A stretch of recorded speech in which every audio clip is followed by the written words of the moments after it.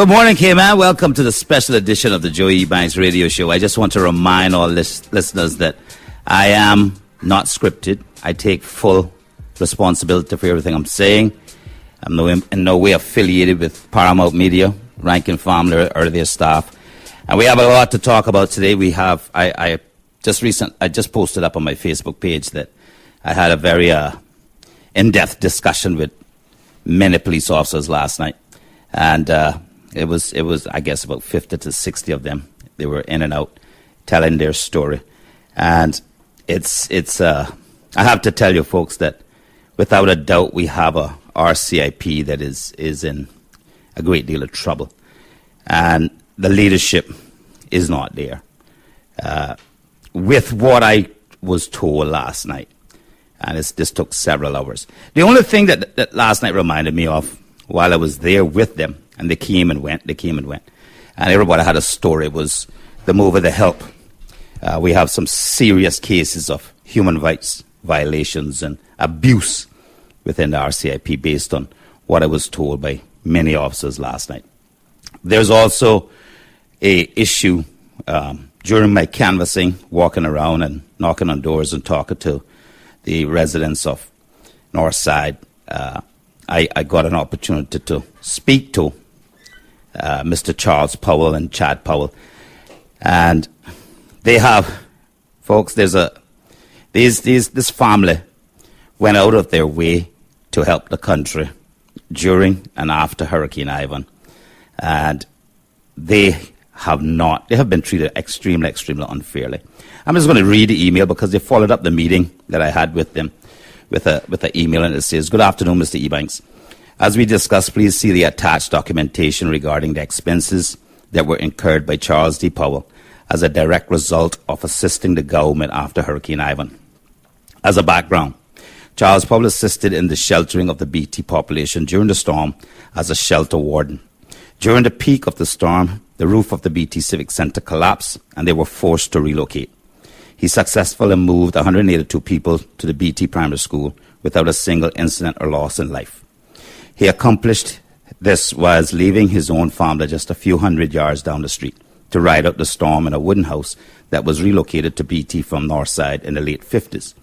Knowing that he would have put the 180 plus persons at risk by selfishly assuming to rescue his family, he had faith that they would have remained and completed the task.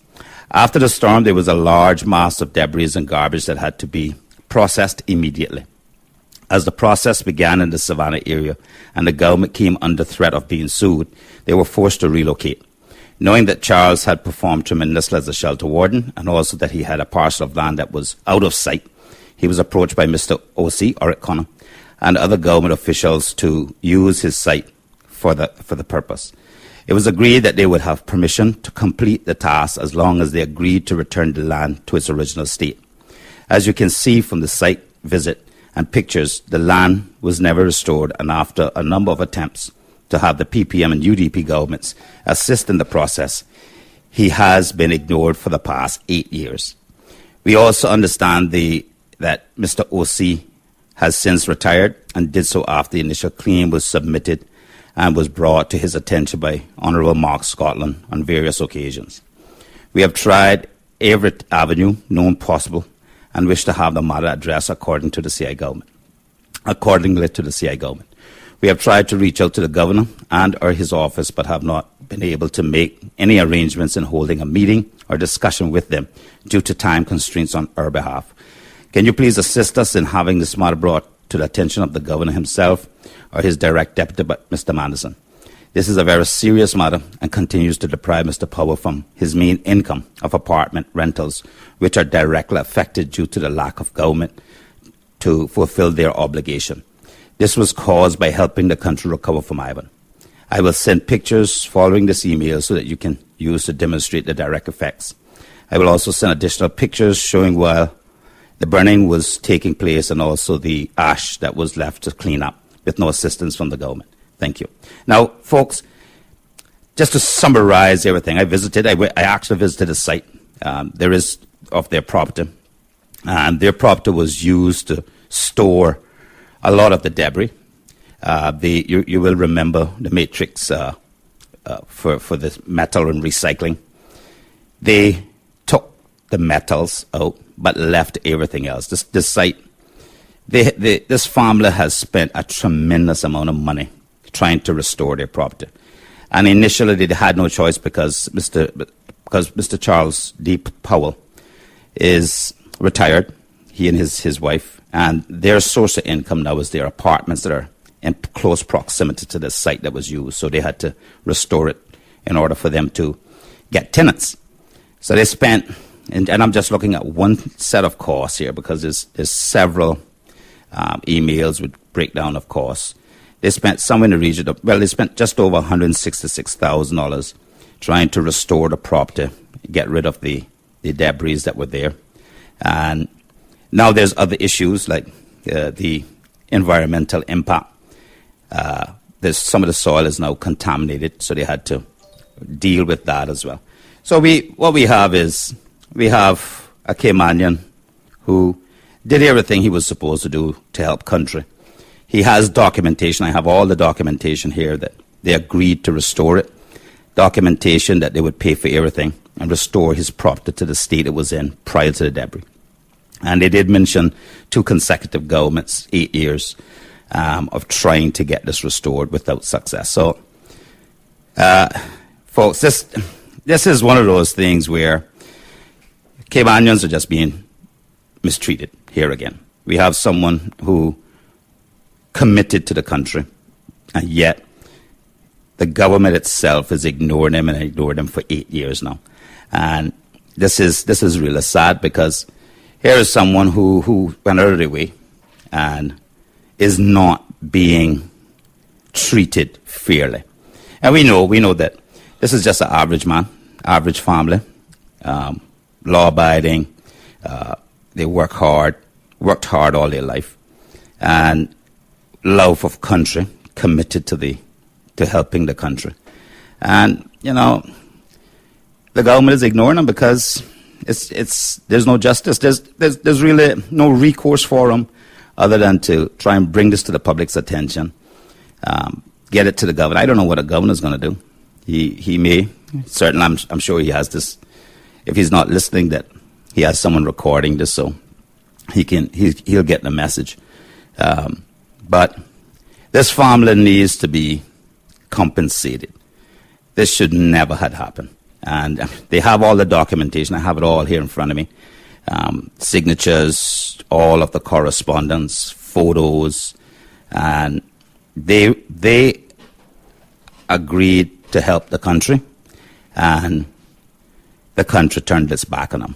And this has to be rectified. So I want to reassure them that I will do everything I can to get this matter addressed.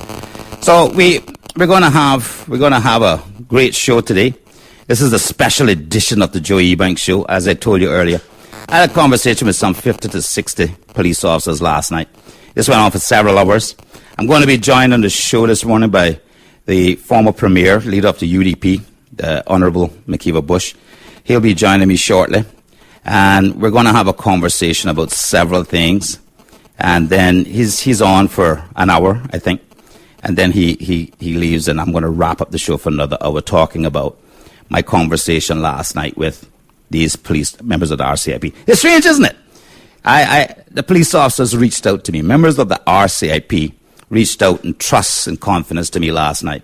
And the one running joke that they had amongst them as I was meeting with them was that to make sure I wasn't recording them. But to those police officers, I just want to say thank you very much for stepping up. Thank you very, very much for being prepared to put it on the line for the good of country. And for clarity, we had several police officers from various countries across the region.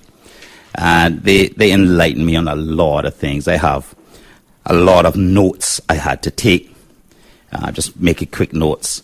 And we have some serious issues within RCIP. There's no doubt in my mind right now that the Commissioner of Police and Deputy Commissioner Burham has lost control of the RCIP, and that there is issues here. And we're going to talk about this once I finish my conversation and interview with the former Premier and leader of the UDP, the Honorable McKeever Bush. But we're going to take a short break. I'm going to try and get him in here so that we can commence the discussion.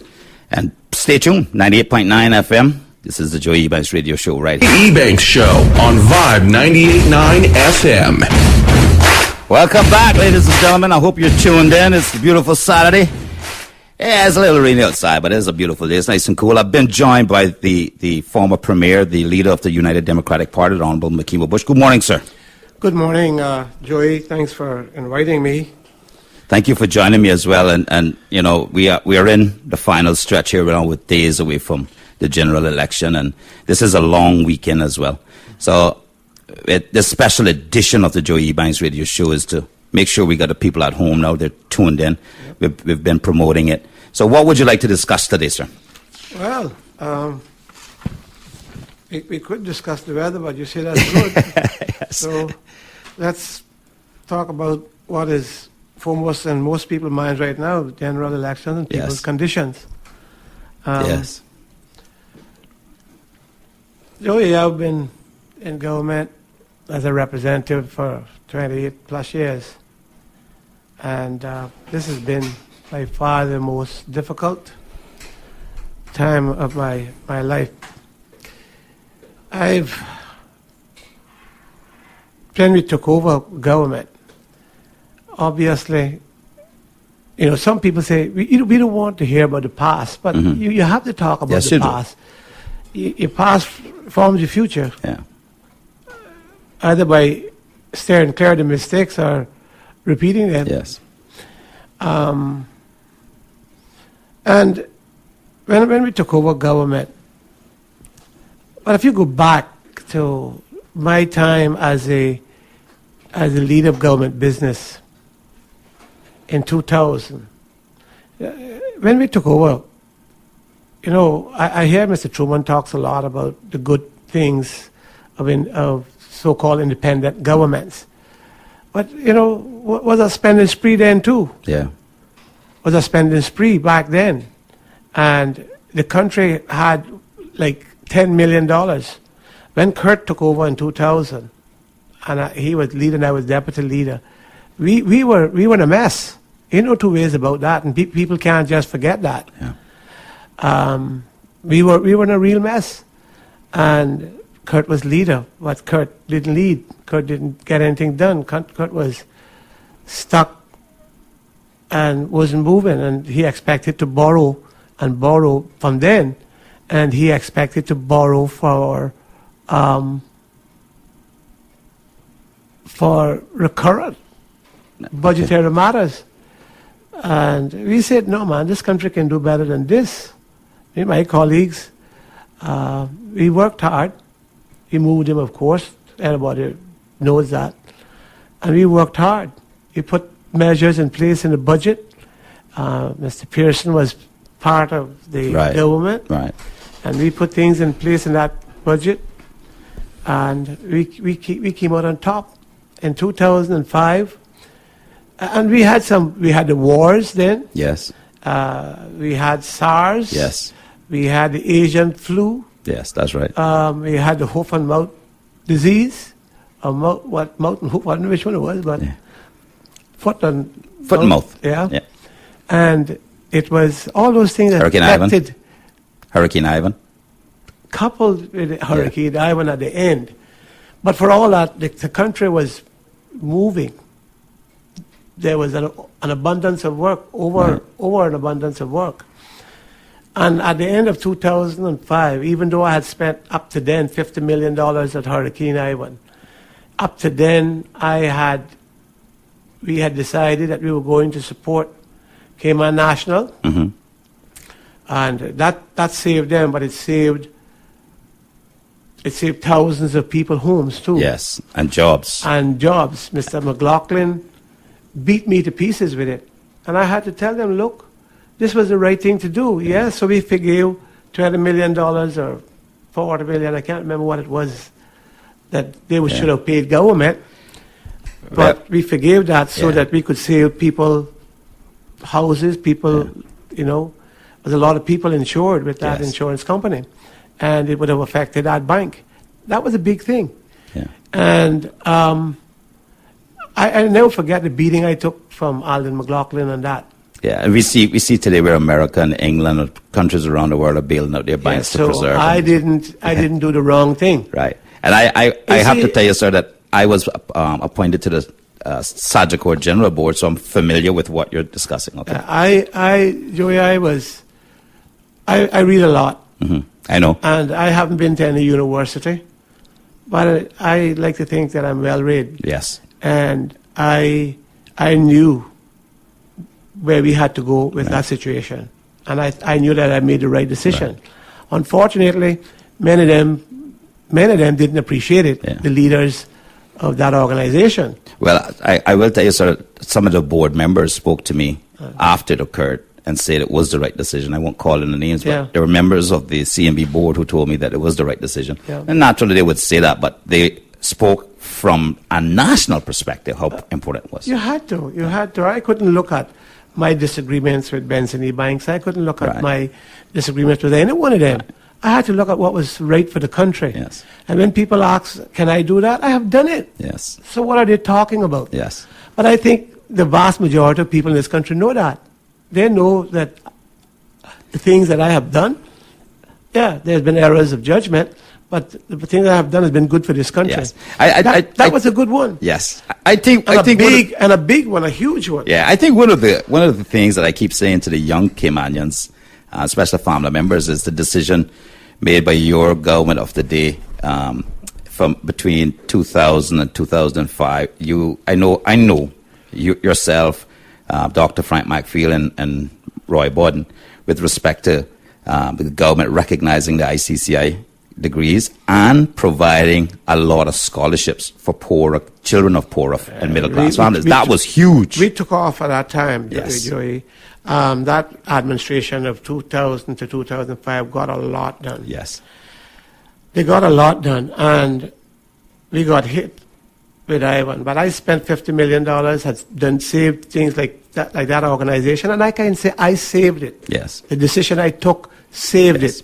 At least that's what Truman Borden and Sherry Borden said to me when they came to see me, to talk to me about it. Right. And I know that I did the right thing. But at the end of 2000, the administration of 2005, after the hurricane, I spent $50 million in the hurricane. I still ended up with over $106 million in government accounts. Okay. Over $106 million. So we had done well. Yeah. If that hurricane hadn't hit, we would have had over $200 million in surplus and in government accounts. Yeah.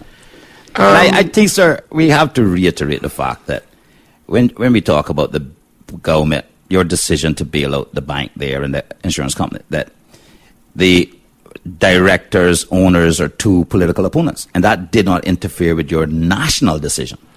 No, since then I think there's a solid relationship there. Well, between yourself and Mr. Benson and Mr. Truman. I certainly don't have anything against them. I have nothing against either one of them.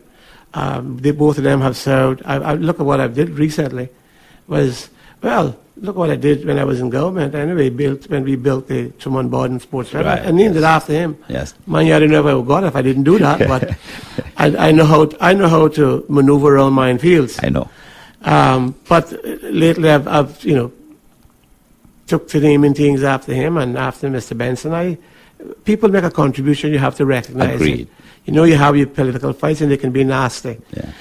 And probably too nasty in our small island, but you do not make that go in your life. That's right. If so, I would have been a very better person today. That's true. I'm not. I've been there long, so I made enemies. Yes. And sometimes I look back and I say, well, what in the world did I do that person? Yeah. And you look and you search in your mind, you can't think of anything. And nothing you done. And probably done something good. Yeah. You make decisions that are going to adversely affect some people. It's impossible for that not to happen. Yeah. But you try and make the best decision you can for the masses. The one thing, I worked, and when I look at a number of things, like you said, we did. We opened up scholarships with Roy Borden and us, and we pushed it. Yes. Roy, people saying, well, we wasn't supporting Roy in education. Roy had to get out and say we were supporting him. Yes. It wasn't that anything anybody asked for, we were trying to do and assisted. So there was no such thing. But the one problem we got in Cayman, and it goes right back to what Gerard said in the 50s. And I don't like to think of Cayman that way, but it seems, and he said that if Caymanians couldn't be the captain of the ship, then they would go down in the engine room and wreck the engine. That's a serious statement, a serious indictment. And unfortunately, when you look at some of the situations, you have to wonder. Yes. And that brings me right up. I didn't choose to. When the last government, how could they beat me? They started to talk about being corrupt. Yeah. Because what everybody used to say, McKeever was a worker. He didn't have a university degree, but he was a worker, and he would stand up for people and stand up for Caymanians. Yeah, so they couldn't beat me. They could never defeat me at the polls. Right. And I want to have a conversation about that too, because you've had an outstanding career. You're a product of Westby. That district created you. It's the environment that creates the leader. And I've watched from a distance. I've also been up close and had conversations with you otherwise that, you set out on this journey, and along the way, you've managed to have a tremendous amount of success, shifting opportunities for the poor, the elderly, and the middle class. The scholarship thing I keep going back to, because prior to that, few got. We had high-performing children in high school for poor and middle class, but they didn't get scholarships, and they weren't available until that 2000 team turned that around. And now we can look across the landscape within government, private sector, and we see all these new persons from the poor and middle class families are now leading. And it's that decision, that policy switched things around. And prior to that, the government scholarship were pretty much done when a wealthy Caymanian child was ready for college. Joey, history, you have to look at our history. As I said, I carry no chips on my shoulder. Right. The one thing that I be bitter about at times was just how we've been treated as far as education is concerned. Because you go back to the early days, it was only the very well-off that were getting an education. Yes. Others, the few that made it, were lucky to make it. Yeah. The few that made it. And like Roy. Roy came from a poor family. Yes. Right? But I'm sure there was somebody in the community that assisted him. Yes. Right?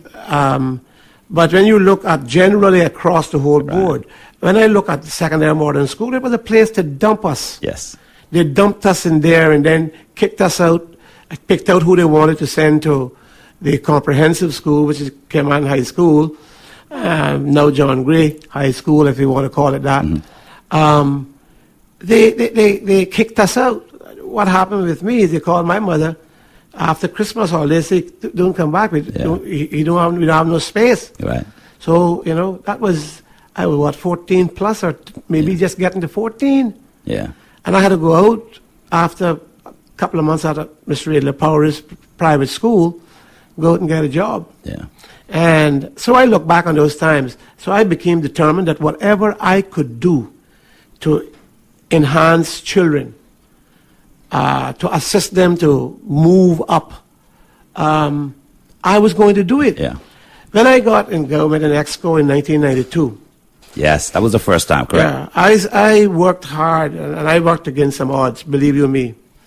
I worked against some odds. But from then I put a program in place for people who were falling through the cracks, who were having the 1.5 GPA. Right. You couldn't get no scholarship at that. You still can't get any. Right. So I started to put things in place because I was Minister of Labor. So I put programs in place. And, I heard some people talking with that. It was amazing how I got around some of how I traversed around some of the stops and the barricades that was put up in my way. Labor legislation. Yes. The sports. And I will forget it when I was going to build Truman Barton. They turned it down. Yes. Turned it down flat. I couldn't mind, nobody said anything to me before I went with carried it to cabinet. But when I got to cabinet, they turned it down. I tell you a joke. I it's not a joke, it's serious. I said after that, I went to that place with tears in my eyes after that cabinet meeting, and I said to Truman, why did you all not vote with me? Well, he said, you heard what the civil servants are really kicking against it. And I said, but don't you, didn't you know I was going to name that after you? Well, I carried it the next week. Not a soul said a word. The Truman Borden complex went through. Yes. At $3 million plus. Wow. I remember the difficulties. Planning came to me, and I tell you, there were civil servants who were blocking it. Yeah. They came to me and said, we're not going to let you open this because you need to pave the parking lot. I said, what parking lot? That's parking lot over there? I said, here's my policy. My policy is that we must not put any more cement and asphalt down to create more heat. Right. We are going to put a grass field. I said, that's the policy. And they couldn't stop it. Right. They couldn't stop it. Once you created that policy, however simple it was. Yeah. But I thought it was best to park on the grass. It keeps the place cool. Now, in the 28 years, you must have found a lot of instances where people were objecting to everything in the world. Yeah. Was it just because they didn't have the vision, or because they just wanted to? Well, several different things. Some people didn't have the vision. Some people didn't thought that McKeever Bush should be proposing such things. Right. I mean, I had people tell me that. Yeah, who you think you are? Yes, that's common. To propose, yeah. Yes. The jealousy. Yeah. And then, of course, there was people for their own greed to stop us. Right. For when I tried to put in a minimum wage, I mean, the whole Chamber of Commerce came down on me. Yeah. I became public enemy number one for them when I was trying to get a minimum wage. Yeah. I mean, they did everything in the world. I mean, I had some of the big merchants call me in and said, we will destroy you. Yeah. And I said, well, I don't think so. But I didn't get the minimum wage through. We got, at one stage, we finally got it put in the law. I can't remember at what point, that we could create some kind of minimum wage. So it's easy now for us to go in and do something, and we're going to do something if the UDP is elected. And just on that particular labor law that was proposed, that was between that was also the 2005 government, and the government took a beating. No, it wasn't with Mr. It was before? It was Mr. Norman Borden. That's correct. I fought the battle. Yes. I fought the battle from 84. But then with Roy Borden in cabinet, you were the 2000 to 2005 group. We made a lot of some amendments to it. And Roy wanted to make some other enhancements which we couldn't get support for. That's right. We couldn't get support for some of them. Mind you, some of them I didn't support either. Right. Because we have to watch European legislation. Yes. European legislation caused damage to Europe. Yes. No two ways about it. I talked to someone this week who was an Irishman, Martha Caymanian girl. A great guy he is. And they said that when they was creating, he remember when they was creating, how they brought in legislation, rather than use Irish legislation, they had to comply with European legislation, and it destroyed the whole meat market business. Okay. Yeah. Because of it was just ridiculous. So we have to watch the kind of laws that we put in, and we see some of that even right now. Yes. Trying when we copy laws and put them in, and not count the consequences. Yeah. We give people upper hand over here. Police is one of them.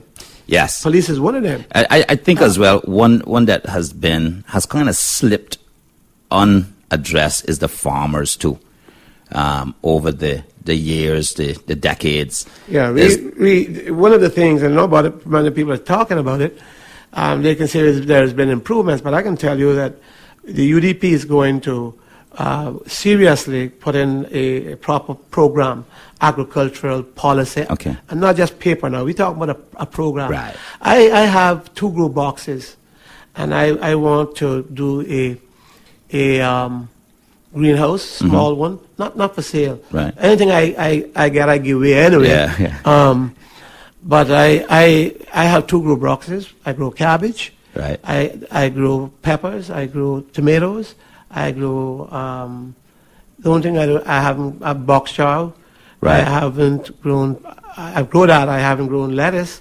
But that's why I want a greenhouse so I can grow lettuce. Yeah. I listen. One of the things that's killing this country is all this imported stuff. Right. It is absolutely. By the time you get your vegetables here, no, all that color you see there, that's Yes. artificial. I actually had a conversation. That's with, why I went to Honduras and I was trying to get direct Right.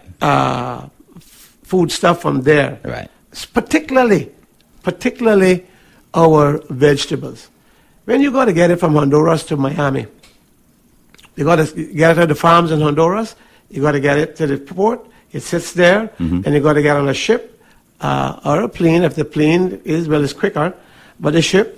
So that's a couple of days. A plane is still a couple of days. Not that we're not. Once it gets on the plane, it's quicker. But Right. then it's got to go to somewhere in Miami, wholesale. It sits there for a while, and then it comes to Cayman. Right.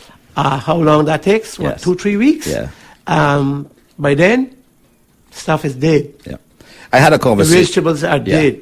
I had a conversation with one of the farmers recently, and you know they're getting fed up. There's a couple of things they raised I thought was easy to do.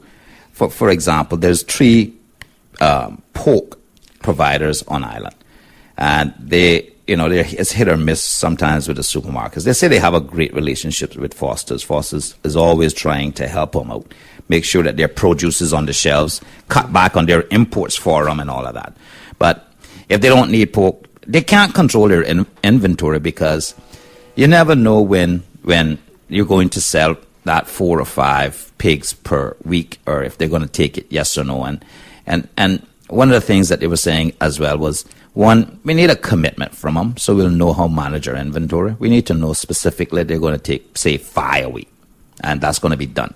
2, they want policies in place that allows them to manage any kind of illness that may happen with their animals, to be able to, if they have to put inspections on the carcass once they've killed the animal. They want an inspection. But one of the things that they said was, currently, if environmental health comes in and condemns it, that they're out of pocket. And in neighboring countries, what is happening is that the government pays for that, covers the cost of that animal that they were going to, that they at least get their costs covered.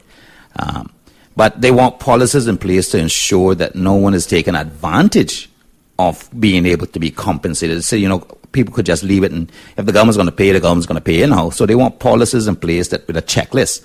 Here are all the things that you must do in order for us to compensate you for a carcass that we condemn. So the greenhouse farming that you mentioned, getting supermarkets. The supermarkets is who puts the food in people's hands. So the farmers need a nice relationship there with some policies, and we need to every country, Joey. What I read, and when I, just particularly here in the Caribbean, and when you go to the metropolitan countries, you find similar situations.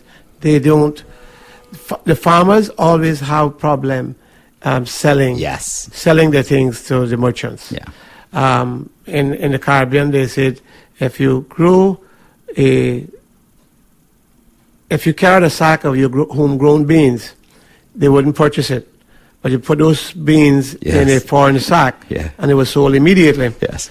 And when I talk to governments across the region, and when I've read about the situations, it's a similar situation. Yeah. Okay.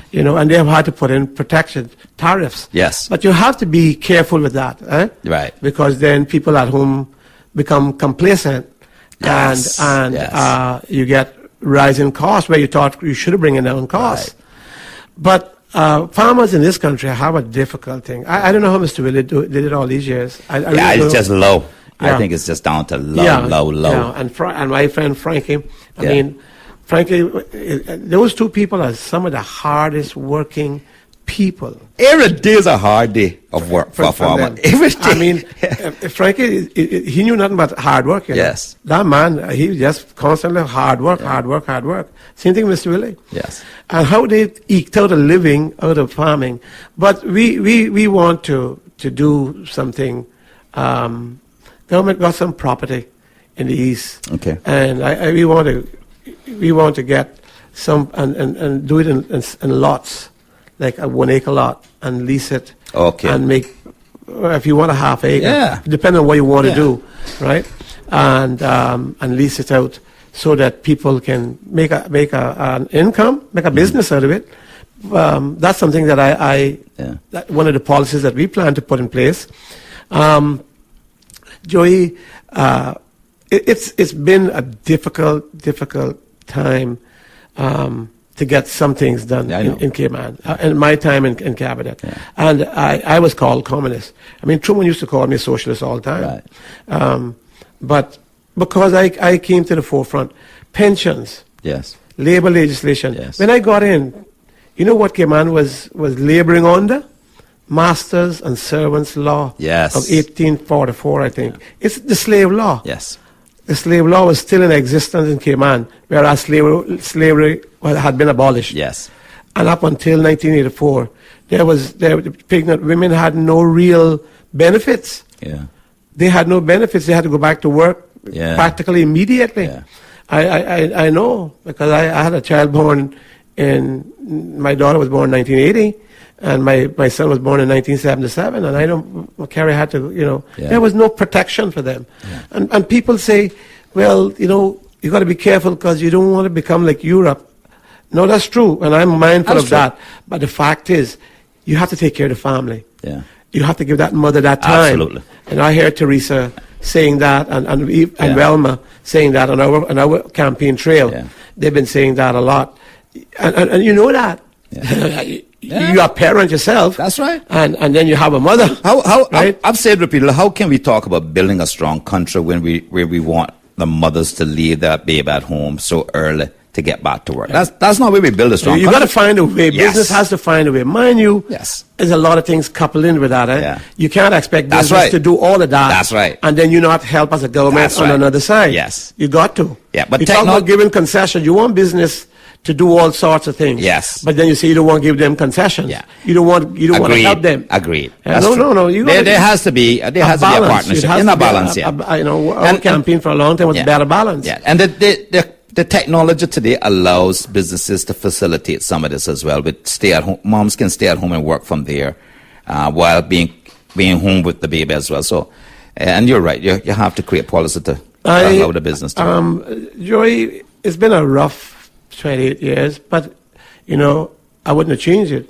Right. If God has willed that, I think. Uh-huh. And I had a difficult time because I came from a background that people thought that I shouldn't been in cabinet, much less. Agreed. And they fought that, and they fought it. And the one thing that Alden McLaughlin was always doing was corruption. Yeah.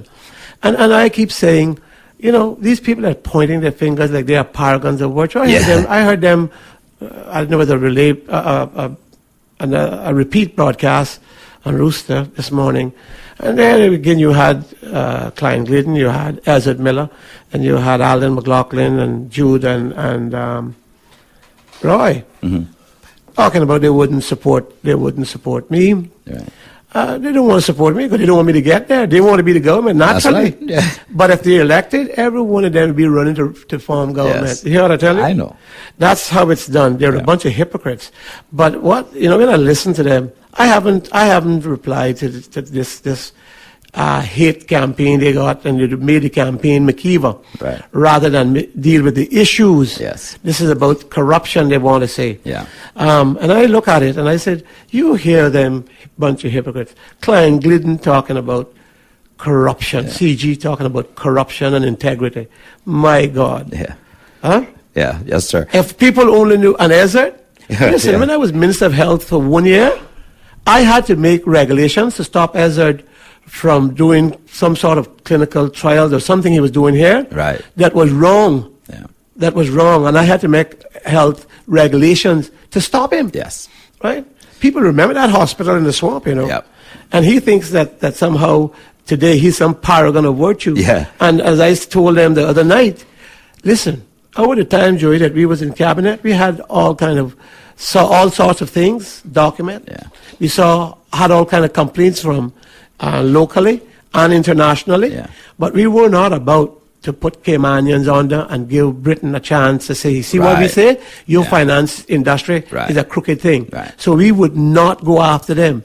But had we gone after them, or had we agreed Yes. on some of these things, you know what would have happened? Some of them would not made partners. That's right. Some of them would not have been able to retire with millions of dollars. That's right. And some of them would not been able to stand up and say, I'm a professional, because they would have lost their professional classification. Yes. That's a fact. Yes. And I remember some big Yes. cases of overbilling in this country, Yeah. Huge. Yeah. Huge.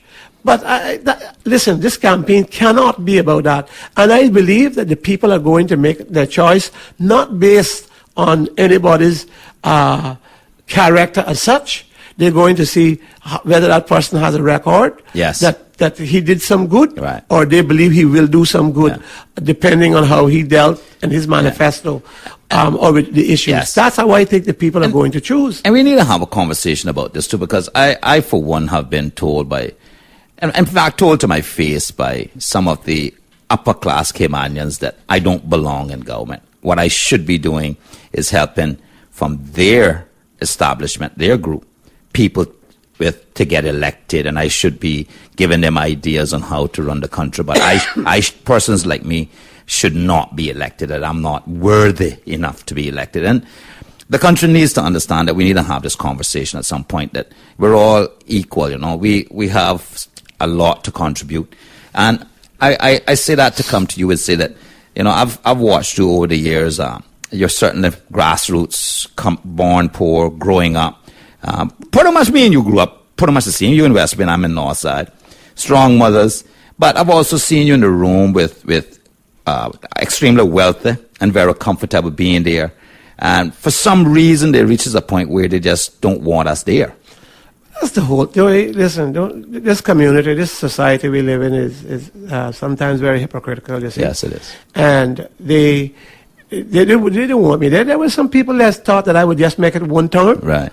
and that I was to help that establishment of the day get back in government. Yeah. And they thought that I would not make it further. Right. I had different thoughts, Yeah. and the people had different thoughts. They showed it back me. But they trained us the this first way. time, the second time. The hardship we went through growing up gave us tenacity.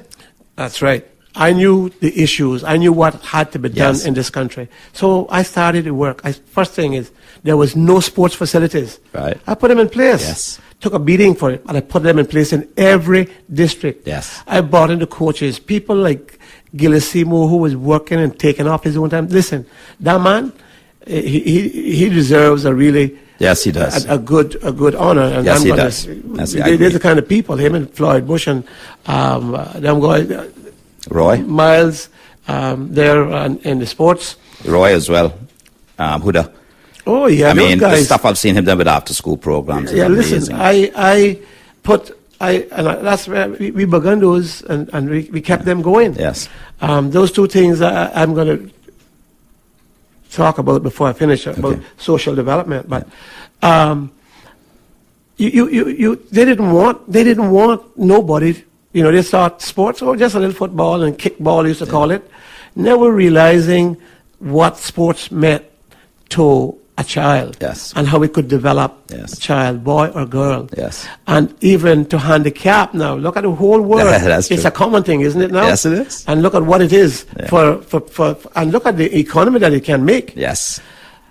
Sports tourism is tremendous. Huge. Sir Garfield Sobers came here, talked to me and Jimmy Powell and Bernie. Look and at our others. Jeff Webb. Look at where he is look today. where Jeff is today. And I'm proud of those milestones that I've laid and developed. I'm proud of them. Yeah. I look at pensions. That was another thing they didn't want. What did people have when I got in government? They worked 40 years, fell down with a heart attack, and that was it. That's right. They worked 40 years and they had to hold their hand behind them, and maybe they got a little Timex Yeah. when they were leaving. Nothing. Yeah. And so we look at, when I looked at that, I said, no, we got to do better than this. Now, I didn't whole and solely agree on even the way the type of the pension law, but it was something. It was Yes. something. And of course, the Chamber of Commerce had their say on that. Yes. And they fought me, and then they came around, and we got it passed, and they worked with me to get some of it done. In 2005, 2009, Alden McLaughlin, the country lost $200 million of your money, that girl, their money, and everybody's money that were paying in a pension. Alden McLaughlin was the man responsible for pension. Anybody heard anything about it? Nobody heard anything about it. Anybody did anything about it? Nobody did anything about it. Yet he's the man getting up there telling people that I shouldn't be in government talking about corruption. He's another one. He's another one fronting for a company, a law firm, when doing their write-offs for them, when nobody else in Cayman wanted it done. And he's got the audacity to point fingers and accuse people. I told him, there was a man, and Alden McLaughlin should answer that, who was taken off the Cayman Airways flight for breaking a girl's arm.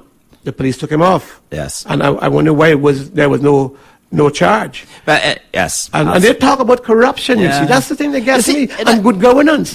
Where was it? That happened between 2005 and 2008. Which minister was it? And the people of this country know that the elite keeps pointing down at us and calling us names and branding us one way. Well, we know now over the last couple of weeks and months that there's been enough produced that says, hey, you know what? We have a problem in this country, but the fingers that are pointing down need to take a look at themselves in the mirror now. Well, people know them, though. Yes, they do. Joey, I tell you, I have not gone on a campaign to say to answer Alden McLaughlin. I did make some statements in my campaign. Our answer Ralston.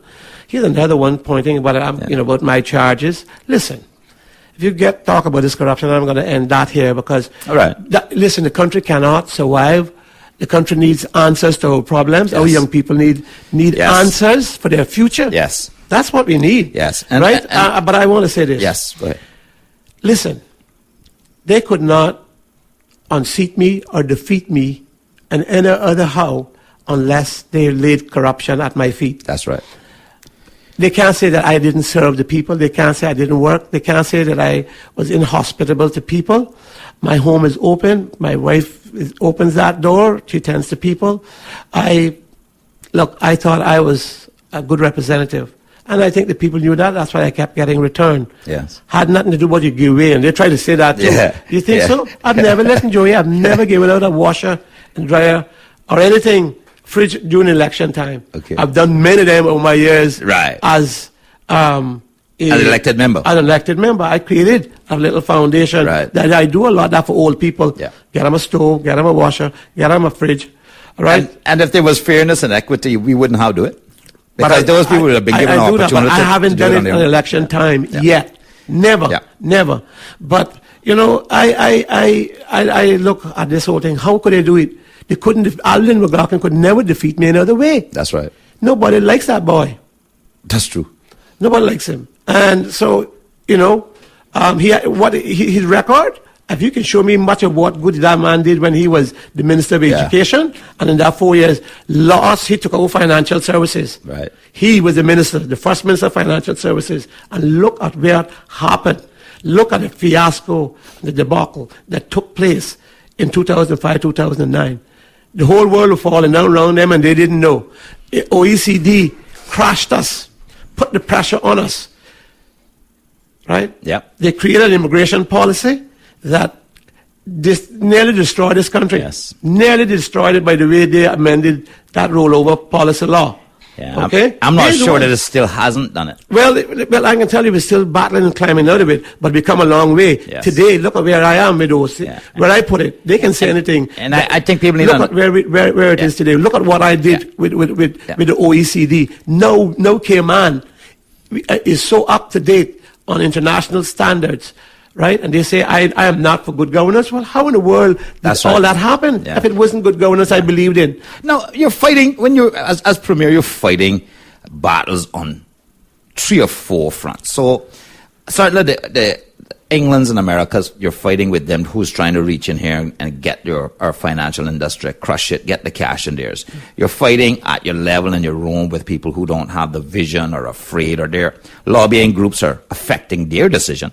And then you're fighting with the people who got you elected as they begin to buy into some of the media sensationalization, because they're fearful based on what they're reading there or hearing there. So you're fighting battles, and then just overview. But let's tell that, because I don't want to be long on it. I say, Okay. if somebody gave $1 million to the university, I don't know anything about it. Okay, well then we don't need to worry about that. I don't know anything about it. What's key, I think, for this They conversation? offered me a doctorate, and they Right. said there's reasons why.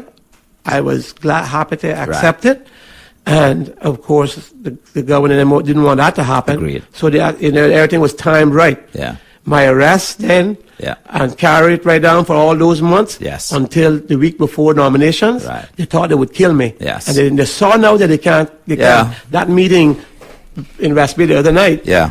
frightened them. Yeah. And so they knew they had to come up with something. If anybody got anything, if donations are always made to universities, Yes. and schools and different public institutions.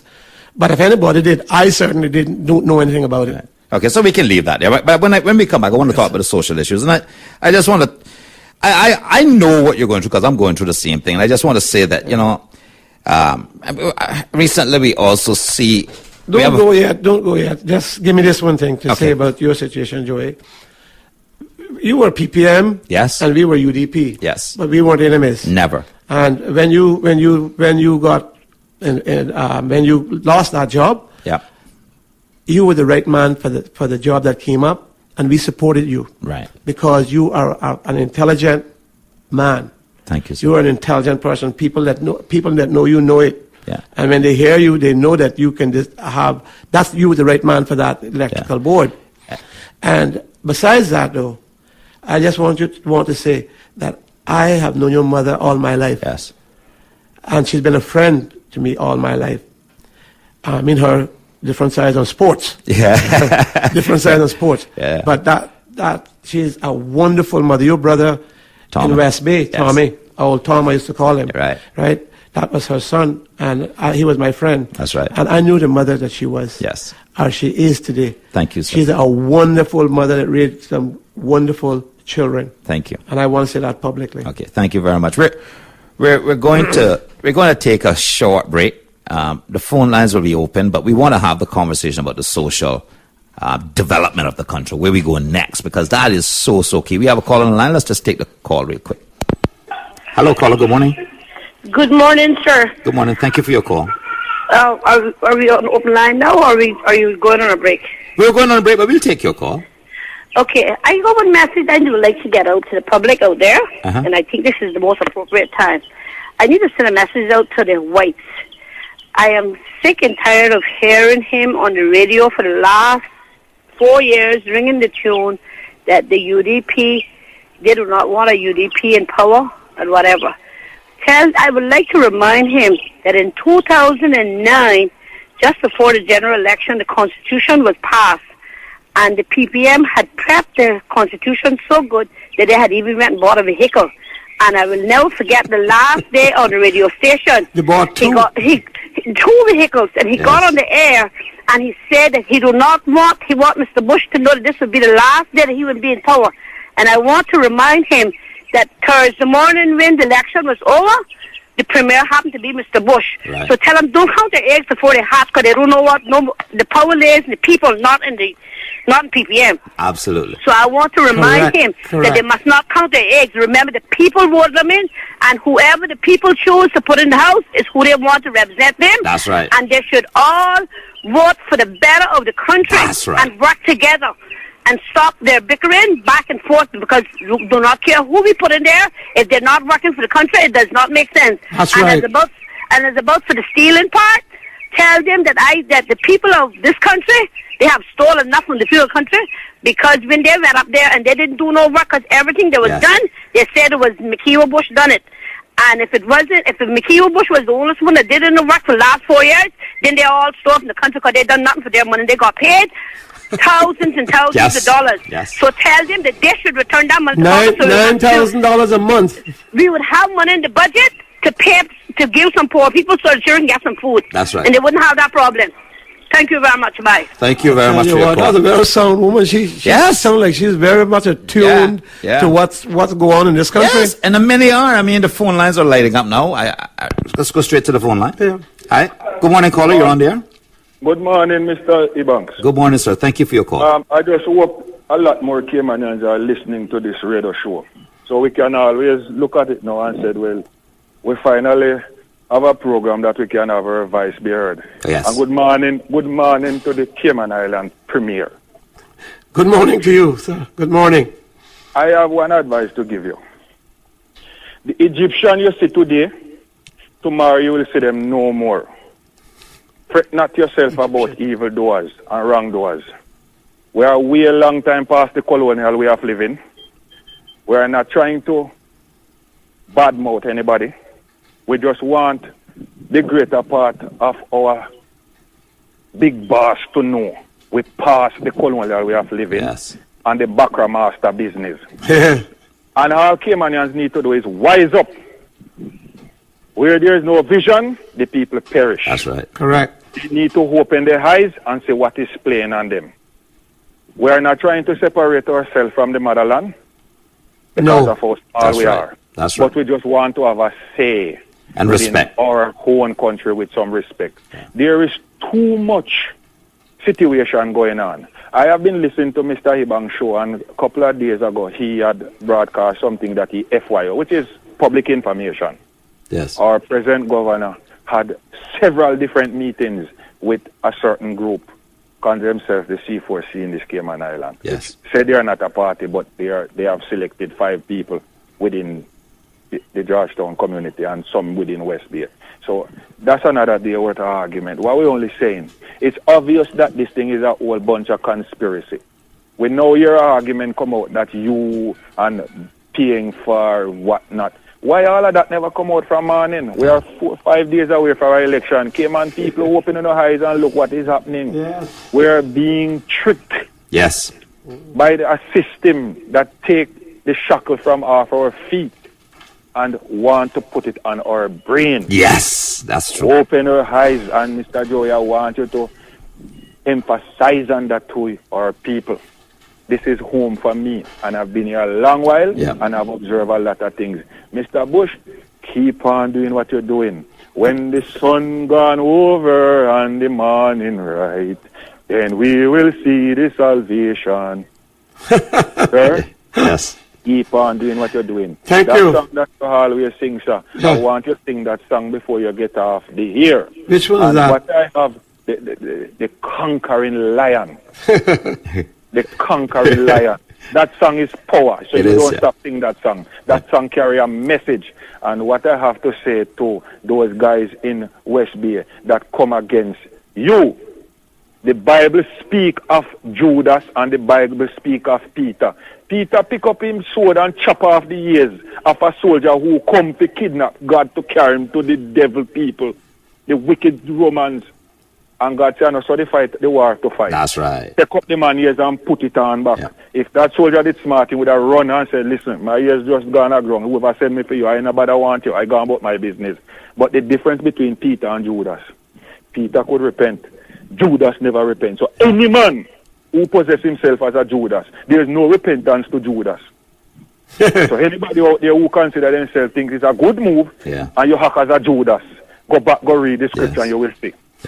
Thank you for the time. Thank you for your call as well. We're here to support you and to rally with you, and we have you in our heart. And don't worry, we are just a couple of days away from the victory. Thank you very much. Thank you. This, if I had $1 million, you think I was going to go and give it for what? Yeah. To call myself doctor? You're right. No. There's plenty of captains running around this country that never set sail like calling themselves captain. We could just call you doctor. That's right. You know, if I had $1 million, I would take it, probably give it to the people anyway. Yeah. Give it to the people in this country. Yeah. And people, the poor people in Jamaica, because I do that. Yeah. I do that all the time.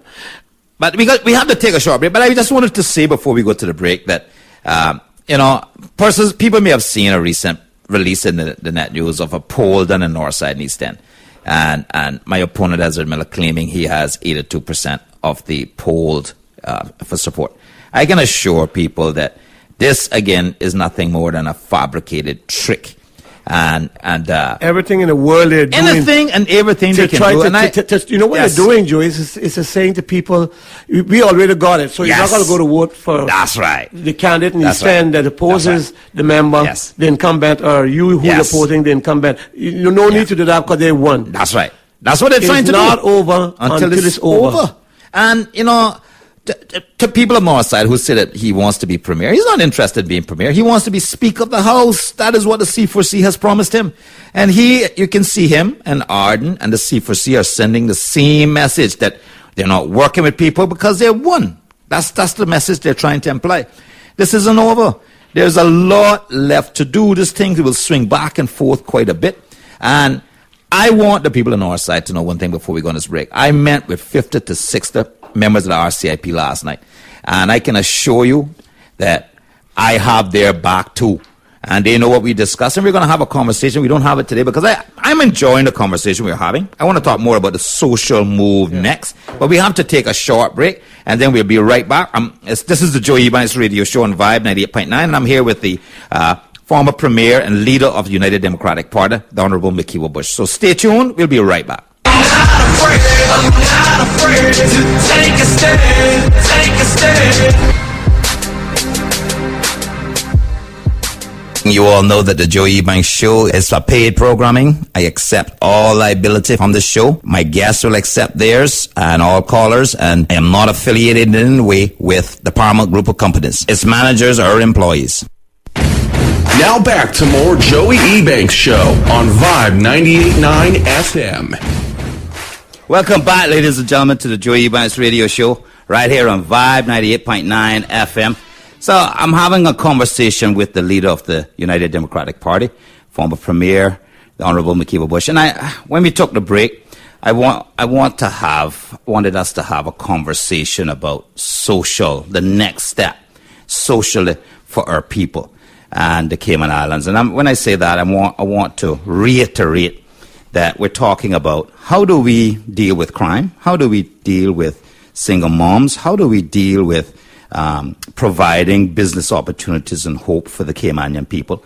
How do we, and you know, one of the conversations we need to have as well, Mr. Bush, is about the residential solar program. It's important that we also tell the history of that. The fact that you asked me for a solution for the poor and the elderly, and that's where this thing started. And I want to add that in there because that's part of the social program. That's part of creating disposable income for people, the Caymanian people, homeowners, by taking away some of the high cost of electricity. So I want us to have a conversation about a couple of things because this is important now.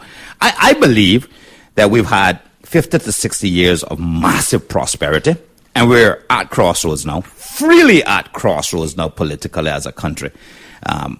In the past, I've always said that, we're not at a crossroads because things are booming. But we know global recession. We know about the issues we have here. And how do we plan the next 50? Because the last 50 was securing the tourism, securing the industries to provide jobs. How do we create ownership now? Caymanians were more spectators rather than economic participants. So how do we do that? How do we move the country forward now? And let's have a conversation about that, if you don't mind.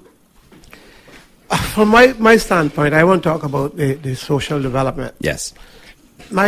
This last 4 years, Joey, was when I took over, I had no idea. We knew the condition of the world because I had taken a motion to the Assembly and asked Curtin to stop their spending. Right. And he told me not on the kindest of mornings would he listen to me. Well, I saw what was happening. But I had no idea that government was in such a bad condition. Okay. Because we weren't getting any information. I was leader of the opposition. Right. Wasn't getting any information. Remember they claim, you hear their big brag, now they're bragging. We made the FOI, so we're such clean guys. Yeah. They made the FOI law. And what did they do? Did not make it come into force where it could be effect to them. Yeah. So nobody knew about all the expenditures. I just found in this book this agreement made on governing cabinet on the 7th of January 2009, where they give all sorts of concessions, all sorts of things. Alden McLaughlin and the PPM, 50 work permits to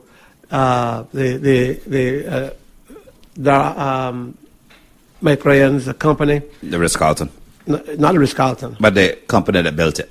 Yeah, Mike Ryan company. But this one is Fujimo Limited. Right. There was nothing wrong with the project, Right. What I'm saying what I'm saying is that they did all of this and nobody knew. This is millions, This is a special room at the airport for them. Give them a dock to take the people not by taxi but by boat, their own boat. Yes. Down to the north, down to that project. Right. These are good, innovative ideas. Yes. But nobody knew, and these are people now talking about they were so open and there was so much for good governance. When the governor and all of them was there in cabinet, signed this document here, and nobody knew about it. Millions of dollars. Yeah. Nobody knew about it. Everything I done was published, had to be Yes. published. Everybody knew before I even knew about Yes. it. And that's the best way to defeat them. I did not know the government was such a mess. Well, my job was to first of all, get government budget steady and in surplus. That took time. When we was at 1 year, whether it was 2000 or 2010, we did come back in, but there was a lot of things that wasn't added, so we wasn't out of the UK's clutches. And the other job that I had to do was to keep the UK from implementing their plan of income tax and property tax on us. And so I had that fight for 4 years. And my job had been to travel to the meetings, to get tourism going and work with Shamari to do this, to get a new program, Mankind into place. All those things took travel, took time, took me away from the country a lot. Yep. And they say it cost $1 million. They never say that was all my staff too, though, They just want to say it was me. Oh, yeah. But that was my staff. And the PPM complaining about that, Joey, and Charles Clifford alone spent $4-point-something million. Him alone. Yeah. Their total bill for the year, 4 years, was over $9 million in travel. Yeah. Anyway, I had all that to contend with, and I consider that we've now back. We've done well. The country budget is steady she goes. You got reefs out there, and you got to be careful now. And we got work to do. Keep the ship steady, but she's on an even keel now. And now what we're going to do? We got surplus. The island is back and recognized that by international, we are compliant with the highest international regulatory regime, and so all that is done, and I consider that was my work for this 4 years. Right. The nation building is solidly in place, and I hope that we get back in and keep it there, because the others are saying they got to scrap it. I want to make sure that people understand that they would be shocked at some of the people in this political race now that are saying all kind of nasty things and demonizing the National Fund, who themselves got scholarships for their children. Because there's a lot of names in there who went and came to you, asked for assistance, got assistance for their children and scholarships and so on, and are now saying this was the worst thing and this was your personal fund and buying votes and all the rest of that. So people need to understand that you can't listen to everything you hear these guys say. Listen, Joey, that nation building is very much the right thing to do. As I said, it's given children, 140-something children. Yes. And let's just take time out. I was going to get from the 4 years to what's going to be the next 4 years. Okay. But I want to stop and talk about the nation building. Yeah. The nation building is 140-something children on scholarship. Yes, people who are related to politicians. But I don't Agreed. I am not going to call anybody No, name no. because these are people, children, and they are all my children as far as I'm concerned. Yeah, When I see one Yeah. child out there, Joey, I see mine. Yeah, and my point that I wanted to make was that I know people are The saying bad. hypocrisy. Yes, The it's hypocrisy, man. The hypocrisy, you are absolutely right. And they know you're not going to call the names. Yeah, but they know that. And they know that you wouldn't do That's so. right. Not somebody's children. That's right. Not to somebody's That's children. right. No, we're not going to do that. We ain't doing that, Or no. grandchildren. Right. Or family. We're That's not going to do right. that. I'm not going to do that. When I see a child out there, I see mine. Yes. And I said, and my mother always told me that, you do what you think you would like people to That's do right. to you. That's right. So, or do for yours. Yeah. But 140 something children scholarships. Alan Moore's program, Yes. you see, That's- that everybody here is talking about, like at PPM, they're talking about, no, we need a trade school, Yeah. and this one trade school. Listen, what they're talking about. We don't need another huge building. That's Is that right. what they're talking about, another $100 million building? No. Give people like Alan Moore a chance. Yes. Right? Help him and his community. Yes. Right? That's 40-something going on to another 40-something, right? Right. Young adults. The automotive program. Yes. Right? Look at what that is. Yeah. And Ralston was there, and this is how disingenuous he is. He was there with a full spread, two full pages spread in the compass with these children at this automotive program. Uh-huh. And you know who's funding that? National Building Fund. The Nation Building Fund. Nation Building Fund. Right? He's there out front. You can't see some of the children for his picture. Right? Yeah. That shows the disingenuousness of them. Yes, it does. Not once did he say that is something that I'm funding, Right. that McKee was Right. was doing. No, you couldn't say that. Anyway, look at that. That couple, the Demacardos, boy, I tell Yeah, you, it they are a does. fantastic Yeah.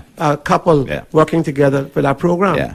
And In fact, several candidates are now getting their picture and going to that group and saying how great this program is, but they're not saying where it originated and how it came about. yeah, and that's one. No, Ralston ministry put some money in, Yeah. $10,000 or something like that.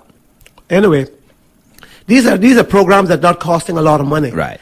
We don't need a building. We need to work with the community. That's right. Work with the local establishment, the local businesses.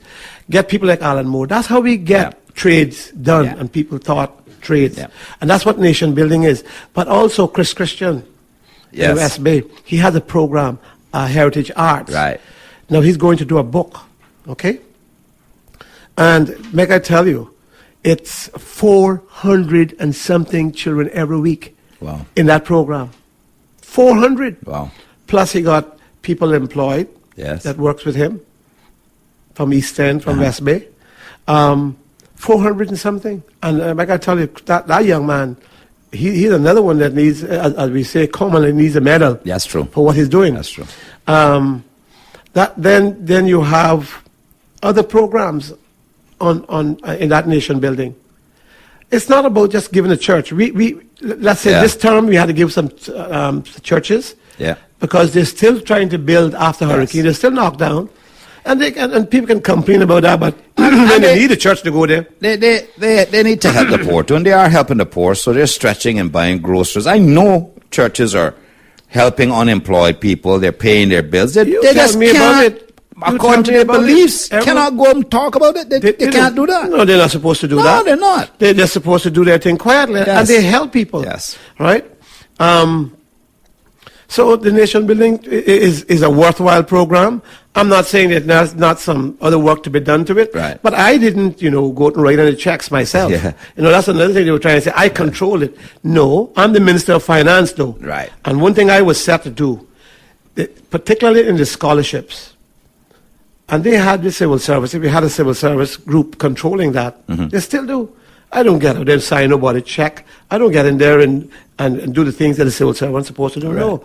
I am a policy maker, and I make sure that my policy is, or I try to make sure that my policy is carried out. Yes. On nation building, when a request come in, I put on it, I support this, or I don't support this, or give me more information, Right. so that they can agree. But the committee does, the group Right. does their work.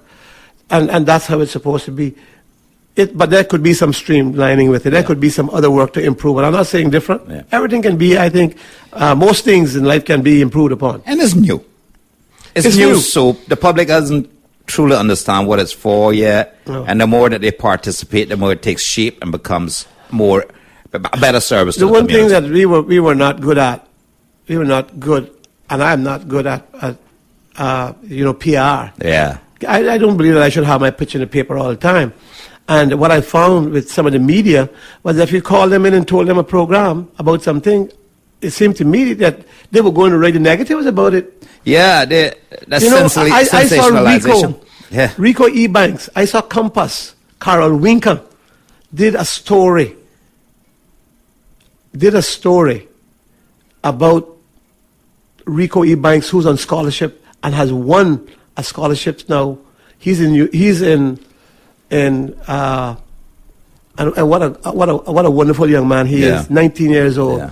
And he is in British Columbia on this program, on Nation Building Scholarship. And he's won a scholarship to Berkeley University in Boston. Right. And they did a story on him, and a very good story, Carol did. But you think she would say that he's funded by Nation Building? Yeah. You think she would say that? And I know she was told so. Okay. But that's how they are. And they asked me to trust them that they are balanced. They are not balanced. No. In far too many things, they're unbalanced. Yes, but they need to be put in check too with constitutionally, but allowing them freedom to report. But they got to get that balance. They have to tell the full story because it's costing the country too much money. Yep. Well, I saw one parent, Joey, put something in the papers this week. I think it was yesterday's paper of a young man who's saying thank you to me. I can't remember exactly who it was, but I know I saw something in the papers, and I said, well, that's very good, that's very appropriate, because here he's talking about nation building. Right. He's on nation building scholarship, doing well, young man doing well. Yes. But it's for our children. Yes. That's all it's about. Yes, we were building, for instance, in West Bay. Look, West Bay have no community center, Right. Have none. Every time we try to get one, they pushed it up like $6-7 million, and it got all by the way. Right. So I came up with the idea, we're going to work with the Wesleyan Church to build one. So they will maintain it. Yeah. Government help build it. Right. Okay. And they will maintain it after that, and the community will have use of it. And that's just more public-private partnerships. But that that's we what's need. needed. That's what's needed. That's what's Absolutely. needed. The Chapel Church West Bay is still struggling after I-1. Adventist is still is moving. Both of them is probably the same distance up. Many throughout the country. Other churches need. This is where we be every day. We send our children there every Sunday. Yes. Right? But you can't help that. Yeah. Yeah. No, when it needs. Anyway, that's nation building. Yes. And I hope that the PPM don't get in, or the C4C, that they can scrap this. Yeah. I hope not. But that's what they're saying they're going to do. Yes. But the 4 years, Joey, was spent on fixing the problems in government's budget. Right. I can say that took up vast majority of Right. my time. Tourism, as much as they talk about this improvement, next improvement, this best has been in 12 years, still doing good. Yeah. And the fact is that we don't have the hotels. That's right. We don't have the hotels now. Yeah. Right? And to do the best in 12 years is a fantastic improvement. But are they talking about that? No. Anyway, that time was taken up with that. This next 4 years is this. It's going to be a time when we are going to move now on a social development Right. program. Starting in the community. Right. It's what I'm calling, and I had a program before. It's a United Nations recognized program, and Vicky Moore Solomon, Okay. who is Vicky Hugh, Right. she was a person, and when we went to start this program, she went with me to St. Kitts Nevis, and we had a symposium there, And that's where this program was offered to us, and I came back and instituted it. And you had people like Zimmery Thompson, Right. who did fantastic work here in Georgetown. Yes. Delmira yes. In East End. In East End. Yeah. Fady in West Bay. Yes. But Martha Bush was the community ender. She wasn't paid by government, Okay. but she was the woman that done the driving to get the work done. Okay. But that program called Kodak, Yes. Community Action Development Committees. And we are going to put those back in place Yeah. and start in our communities. Thank you. We're Thank going you. to Thank you. ensure that the community is working with government. Government can have to put the workers, they can Right. have, the workers, paid workers. Paid workers, to yes. do it, to ensure that the program is working and to look after the people's care, to look after the people's needs. Of course. Listen, Cayman is a progressive country. Moving forward, when I say progressive, meaning not political progressives, Right. I'm talking about we are supposed to be progressive. moving- Advancing. Advancing. Yeah. And we have to look at how we deal with our people. We now have to sit down seriously, look at what's affecting our children, Yeah. realize what's affecting our children. Drug abuse, Yep. sex abuse, Yes. tobacco abuse, Yes.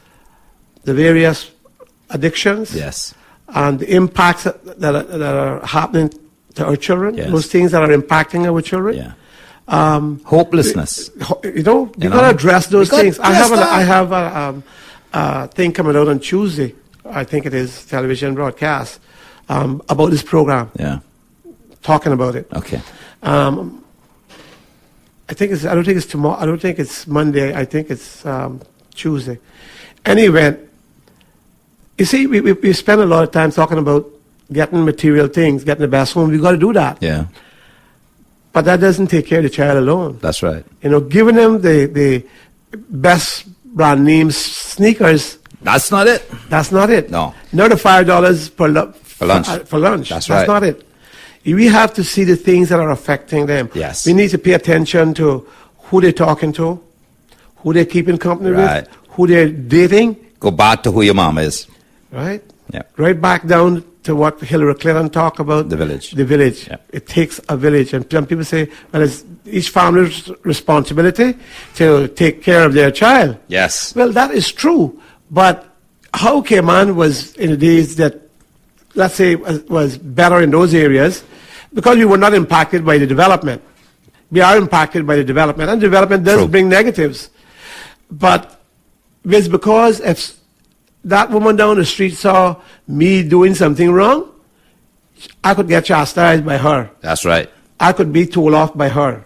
The teacher saw me on Sunday morning, not in school, not in going to Sunday school.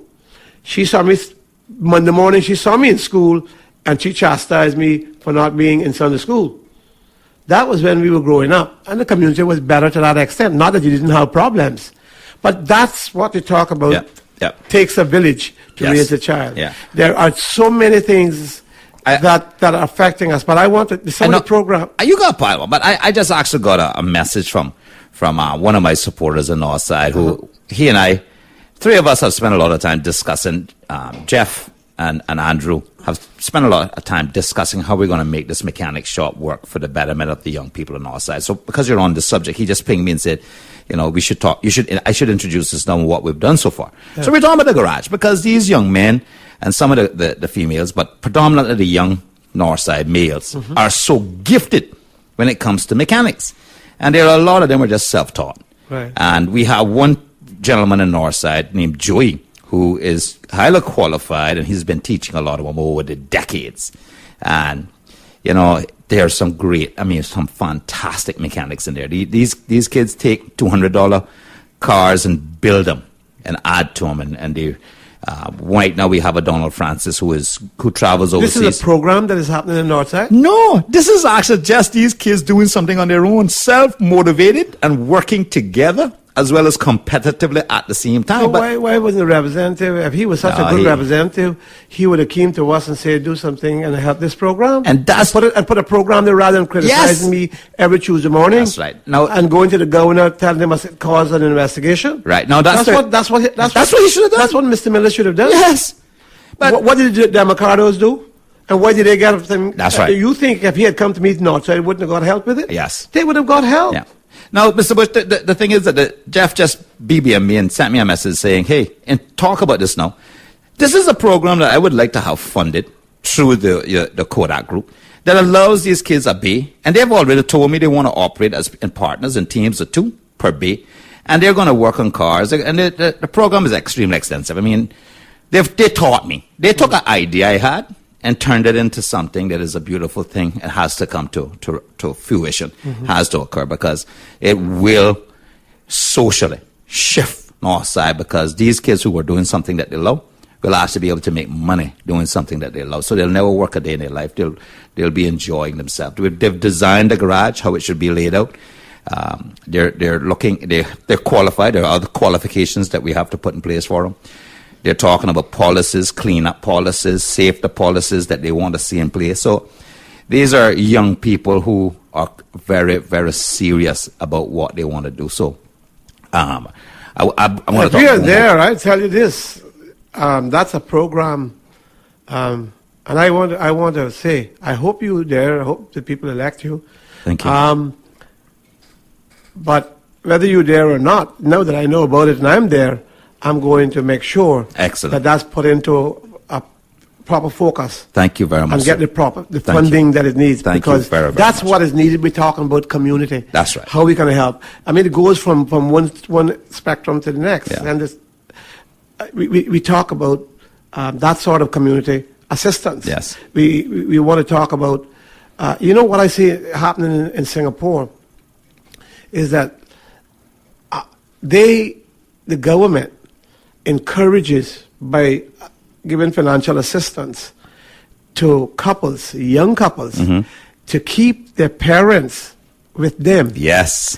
So the aim and objective being Yes. that the grandparents then are able to teach their children all Yes. the core values Yes. of Singapore. And Mr. Bush, you know what? One of the number one. But isn't that Yes. an innovative program? Yes. Here's the thing. And it's what happened? It costs less. Yes. But you know what? Because it's one home. But you know what's important that's in there?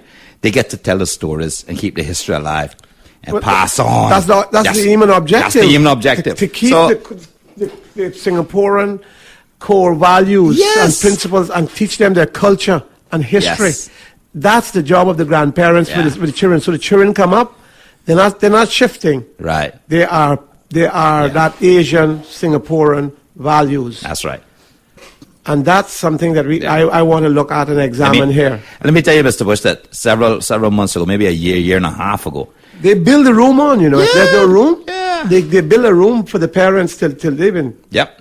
And Northside and East End is structured that way to some degree already, culturally. Well, and did Wesley. how did we grow up? Yeah, that's how we grew up. I grew up with my Yeah, me too. aunts, not my grandmother's, because I didn't know her. She died before I was born. Okay. That my mother's mother, but we all lived. And I grew up in that home, and they taught me things. My aunts, Yeah. and my uncles. I grew up pretty much the same way with my grandmother and my aunt and my mother and all the children from both of them under one roof, And one of the things that because I teach so many of the business classes at ICCI, I keep doing research. And a year and a half ago, one of the big things that is now being developed within the organizations is storytelling. And they want new staff members to know about the history. So even from a business leadership perspective, storytelling, what you just said about Singapore and being able to have the grandparents included in that family structure is so vital. Of course. And we talked about social programs. I mean, there's a lot for us to do. We got to get caught up. Plenty. I mean, the other area, Mr. Bush, one of the areas I'd like you to comment on as well is the business ownership for Caymanians. I'm one of those people that believe that the government should divest of all government-owned and operated businesses. And I would like to see it owned by either the people that are already working there and running them as a joint ownership for them, or young Caymanians who get themselves in groups of 5 to 6, whatever they have, friends, and they're able to take and We need to build Caymanian wealth is what I'm talking about and getting. Joey, you are absolutely right. You're talking something that makes sense. You take it from one end, and I'll go from one end. Okay. So if I'll go from a social to actual commercial. Right. Okay. CASA. Yes. CASA did a lot of good in this country. Yeah. And they took and shifted it. Whatever they did wrong with it, they didn't give it the proper support it needed. Right. I know Mrs. Linda McField. Mm-hmm. She's a very genuine Christian lady, and she worked at our program. I'm a cousin. Meg, I tell you, is that right? Yeah. Meg, I tell you, she done some work. You hear what I tell you? I know the good that woman has done. Yeah. And Stella. And you know what? She could run that. Government could give her the funding as a business. Yes. And perform that kind of work. Yes. And she would offer employment Yes. then. So from that perspective, that's what we're talking about, the community. Yes. That's the things I plan to do. Good. Okay, to put the emphasis back in the community. Yes. Make the community be part of it. Yes. Yeah, government can how to spend, but they're not how to spend as much. That's right. You see? Yeah. Now, the other thing, I'll move from that to let's talk about business, commercial. Mm-hmm. When we were developing the port, all the plans with the Chinese, Right. talking to them, if I intended to give the business to the Chinese, oh yeah, there was no doubt about them getting the business. I was going to do what they asked me to do, which the governor was asking me to do, was to send it to CTC, Right. send it to the Auditor General, Right. send it, well, it would have to come through cabinet in its final stages. Yeah. But I was, because there's no better deal out there. Yeah. I can tell the world that. Yeah. The things, you know what the late Jim Borden said to me? He said, McKeever, if you're going to do things in Cayman got assets. Uh-huh. And if you're going to develop those assets, and somebody else got to do it, you leverage those assets. Yeah. So the port is an asset, Yes, it is. right? And so we need other things. I need a turtle farm done. I Yes. need spots done. We need other things done. And the Chinese were willing to do it. And they're committed to doing it. Yeah. No other people would do so. Spots is an atrocity. It is. So I know, and to say quickly, every one of them knew about this. They claimed they didn't know, but everyone knew. Yeah. I have statements from, well, Alistair Patterson said so the other day in the papers, that, he came. Right. And That's right. If you take the minutes of the governors, which is now spreading all over the place, seems like, the governors' meetings, Yeah. you will see in those minutes that there was a slot saying, Mr. Patterson briefing cabinet on the port. Yes. In the governor's papers. Okay? Yeah. So they're telling lies. Yeah. They told lies about they didn't know. But that was for client business benefit and Ralston's benefit to criticize me. Anyway, the one thing that we got the Chinese to agree was that you, Joey, and the next Caymanian Yeah. could purchase into the upland development. Yes. Could be purchasing Yes. shares. Yes. And I had already got the Commerce Department, Mr. Jonathan Percy, Yeah. to start work on the mechanisms of how that would be done. Yes. But what we got to understand, and not just from government point of view, but from the whole country, that in this Georgetown, very few Caymanian has ownership. That's right. Very That's few. And my policy was that we start, because in BVI, Caymanian, the people, British Islanders, British Virgin Islanders, what they would do, they put together and they bought into the telecommunications Right. That's right. and other businesses. That's right, Mr. Bush. But you pool your money. That's right. And what That's right. actually becomes That's right. is a big company. Yes. And I thought about that should be done for financial services. Yeah. And then, Who owns the financial services in this country? and why shouldn't the CUC employees own CUC instead of all the profits being sent overseas? Why That's shouldn't right. the Lime And employees own that's the next telecommunications? point that I want to take this country Now, through. Mr. Bush, I know we have still a lot to talk about, and I'm enjoying the conversation. We've come to the end We of can the time. come back, yeah. Yeah, actually, what I'd like to do right here and right now is that Monday's a public holiday. Yes. We're on at 5, so I would certainly invite you here now to come back. We're if you can. having a youth rally. We're having a youth rally, Okay. a national youth rally at the West Bay, not the main public beach because I was on the work, but at the West Bay public beach. The one where on you turn Monday, left to the Northwest Point. to go to Yeah. go Turtle Farm. Yes. Right there Yes. is a national youth rally, and the young people they're gearing up. People are going Good, to yes. sing. There's going to be food. There's going to be people performing. Yeah. And this is on Monday. Monday. Okay. So I would like to. I want to be here, and if you can. No, we can choose if. No, I'll probably come Monday and come Tuesday too. Oh, okay. Okay. If you would allow me. Okay. But yeah. Okay, so I want to give you an opportunity to wrap up as well. I know because this is this is the kind of conversation we need to be having, clearing elections, talking about what the future looks like. We need to paint this picture now and show people where we're going, This campaign is not about corruption. No. This is not about McKeever. It's not about Joey. It's not about the governor. Yeah. Well, there are issues. Yes. Yes. From my party standpoint, our party is a part of inclusion. Yeah. We believe that we should work for everyone in order to make a better Ireland. And we want to work to create hope and opportunity for everyone to have a better quality of life. Yeah. We will work to protect and build on what is our proud history, our Christian values, and our very unique heritage.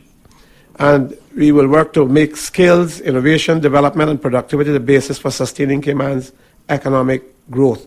To provide for inclusive growth and a broad-based increase in the incomes of our citizens.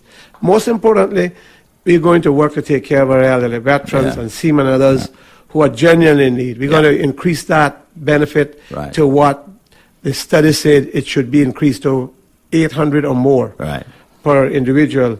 And we're going to ensure that our young people will have the opportunities, the programs, and our communities have the necessary positive programs, things that you were talking about for its well-being.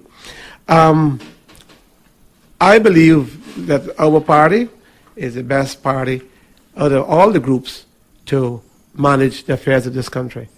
When I look back on our record, yes, say there were errors in judgment, but nobody done deliberate wrong that damaged this country. Yeah. There is no investor out there that would not want to do business in Cayman. There's too many of them on the table. That's right. We got to treat them right. Yes. We can't go to how in marches. That's what brings instability. That's what brings it. And so I don't promote that kind of governance. Whether it's me, the premier, or whomever, I believe that my party is ready to govern again. And our record is good. Certainly, the opposition, you hear them saying anything about the OECD? No. They can't because they failed. Yeah. You hear them saying anything about tourism? They can't because they failed. You hear them talking about what young people program did they put in? Yeah. They was try to sell nation building bad, but people know of the positiveness too. Yeah. So there are and when you look at our manifesto, the plans for innovation, bring the very clinical trials here. Dr. Steve, and you know that man has a brain that is clicking all the time, thinking about business. Yep. And his line is the medical field, of course. Right. And we talked to him. He gave us a presentation of things that can be done. Wow. We got Shetty Hospital. Yes. You know what? Kurt is saying now, this support, can you imagine? Yeah. This support Shetty. Yeah. There was the once Arden, Desert, and the PPM that was criticizing me for going to India. Yes. And every week they were on the Wednesdays was Alden, and Tuesdays were Desert and Arden after a while. And they'd done nothing but criticize that man. Now they're saying it's a good thing. I didn't even say he took it to Eastern. Yeah. Can you imagine?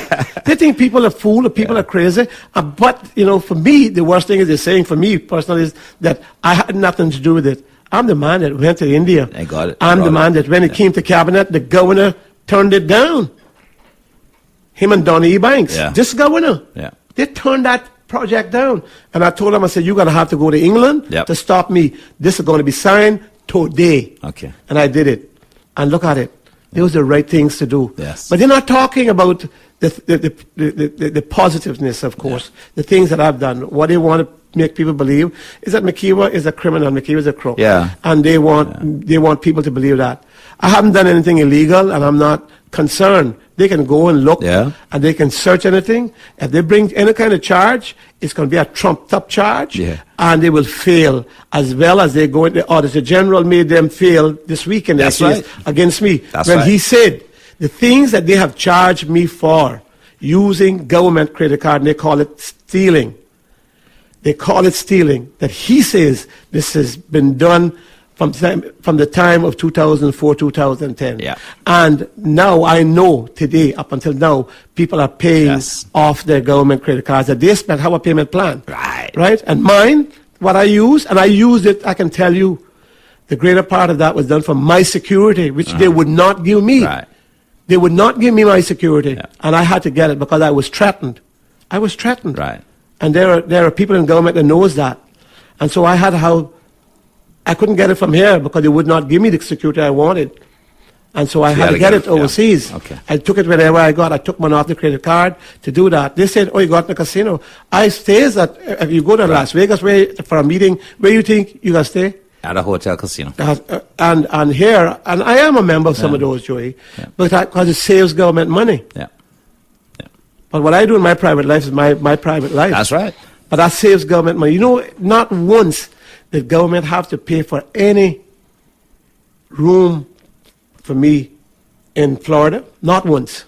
Your membership covered it. My membership covered it. Whether it was Marriott's or whether it was Hard Rock, my membership paid for it. Not government. This saved government that. And every cent that I took off my credit card, I paid it back. But it was for some official uses, which government should be. In fact, when the truth come out is that government is going to owe me money because there are spreadsheets in government showing the police that I had, the government owes me money. Showing them. So these people are utilizing these things to try to get elected. But the people are not stupid. They're using half of the evidence. Yes. That's what they're doing. Same thing with me. They use half of the evidence in the little I want to say I'm very appreciative. I will come back Monday. Okay. And we can talk more about... Excellent, because I want to talk about the residential solar program as well on Monday and for the social development.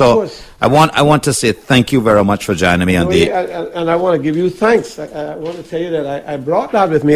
See that program? Oh, okay. See it here? Okay. The Cayman Residential Renewable Solar Initiative. April 15th. That's right. The UK wouldn't give me the money. That's right. But it's not that we didn't put it together. That's right. Now, Klein is trying to take credit for this, He told the people in West Bay the other night that it was him. It wasn't him. It wasn't. It was Joey Ebanks, who I said in government, please get this done. Give me a program. So that I can take to the UK. Yes. And you wanted to help the senior citizens and the poor with their light bills. That's what you said. That's right. How can we make it happen? And that's what. And I asked you to give me that program so that I could take it to the UK. Yes. And I took it to the UK because, they're doing a similar program. Yes, they do the same thing that you asked for, and they turned you down. Turned me down. But you were the man that put it together. Okay, thank you very much, sir. Thank you for joining me. We do wish everyone to have an enjoyable weekend.